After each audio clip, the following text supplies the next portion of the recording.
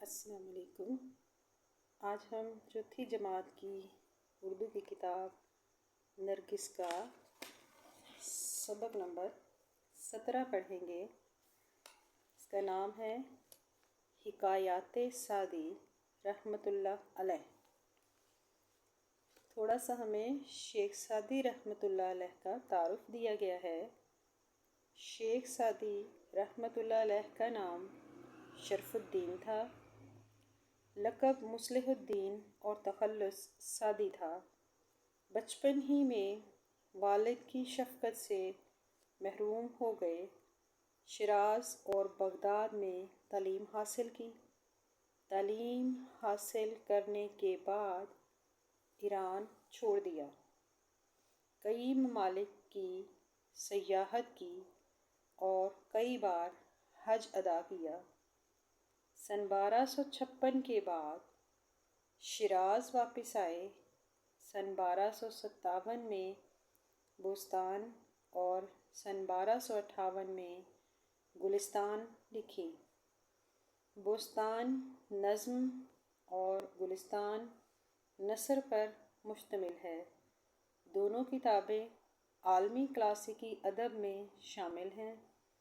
ان کتابوں کا ترجمہ دنیا کی تمام اہم زبانوں میں ہو چکا ہے۔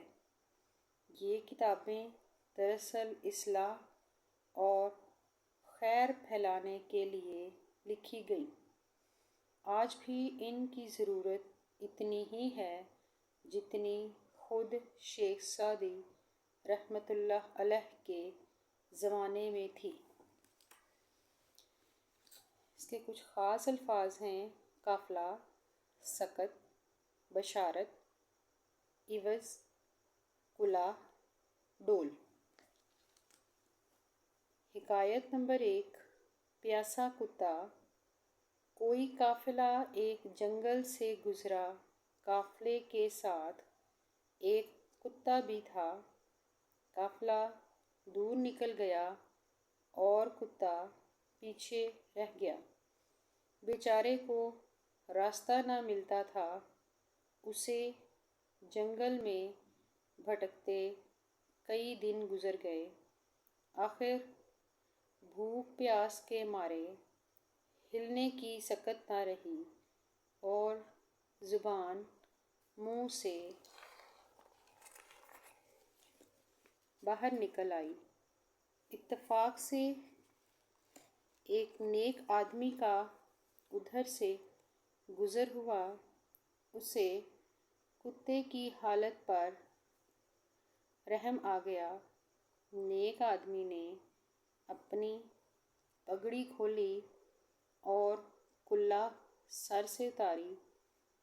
کلاه کا ڈول بنایا اور پگڑی کی رسی۔ اس طرح کنویں سے پانی نکال کر کتے کو چند گھونٹ پانی پلائے اور کچھ ٹکڑے روٹی کے کھلائے۔ کتے کی جان میں جان آئی۔ تب نیک آدمی نے اسے ایک آبادی تک پہنچا دیا۔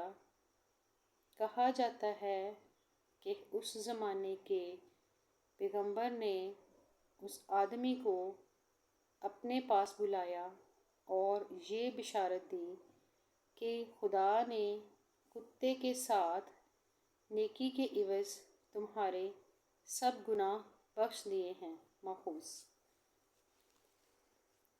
آگے حکایت نمبر 2 ہے۔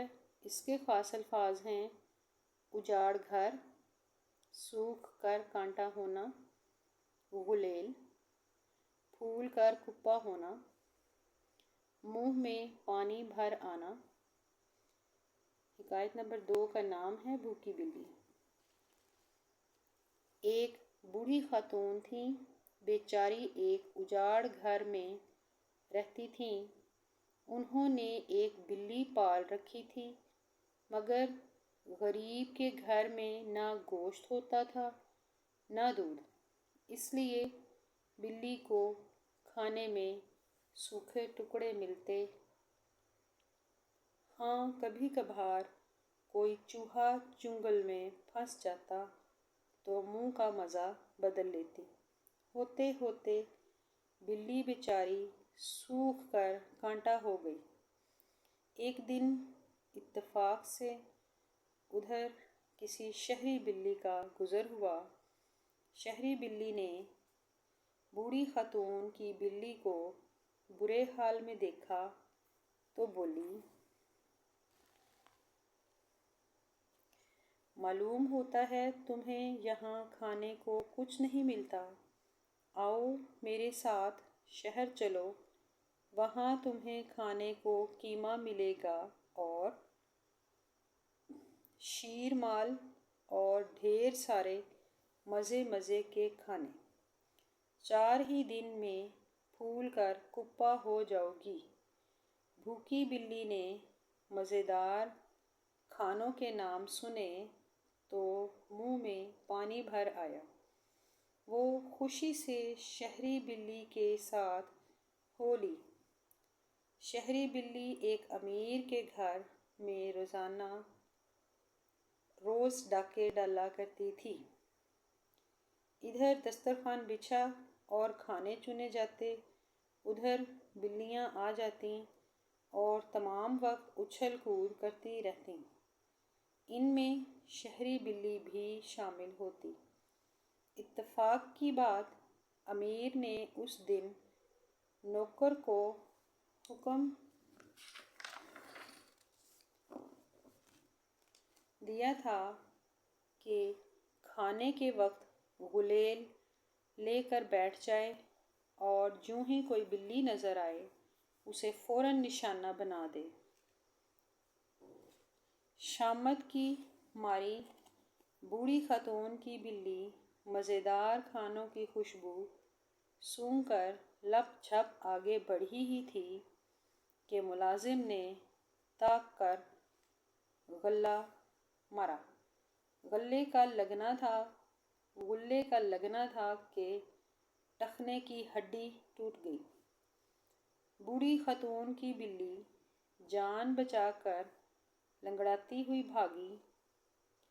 کہتی جاتی تھی کہ غلیل والے سے جان بچ جائے تو اپنے گھر کی سوکھی روٹی اچھی ماخوذ۔ آگے حکایت نمبر 3 ہے اپاہج لومڑی۔ اس کے خاص الفاظ ہیں: اپاہج، لاچار، روزی، آنکھ سے اوجھل۔ ایک آدمی جنگل میں جا رہا تھا۔ اس نے دیکھا کہ ایک اپاہج لومڑی ہلنے جلنے سے لاچار ایک طرف کو پڑی ہے۔ وہ یہ سوچ کر حیران ہوا کہ اللہ تعالیٰ بیچاری لومڑی کو بھلا کس طرح روزی دیتا ہوگا۔ اچانک کیا دیکھتا ہے کہ ایک شیر ایک گیدڑ کو منہ میں دبائے سامنے سے چلا آتا ہے۔ وہ آدمی چھپ کر وہیں بیٹھ گیا۔ لومڑی کے پاس پہنچ کر شیر نے گیدڑ کا خون پیا، تھوڑا سا گوشت بھی کھایا، پھر باقی شکار وہیں چھوڑ کر چھلانگیں مارتا آنکھوں سے اوجھل ہو گیا۔ اب لومڑی کی باری تھی۔ وہ بیچاری لنگڑاتی گھسٹتی شکار کے پاس آئی، پیٹ بھر کے گوشت کھایا اور اپنے بھٹ میں واپس چلی گئی۔ وہ آدمی سارا منظر اپنی آنکھوں سے دیکھ رہا تھا۔ بولا، سچ ہے، روزی اللہ تعالیٰ کے ہاتھ میں ہے۔ آدمی کوشش نہ کرے تو بھی رزق ہر حالت میں پہنچتا ہی رہتا ہے۔ اتنا کہہ کر اور سارے کام کاج چھوڑ کر خود بھی ایک کونے میں بیٹھ رہا اور اللہ اللہ کرنے لگا۔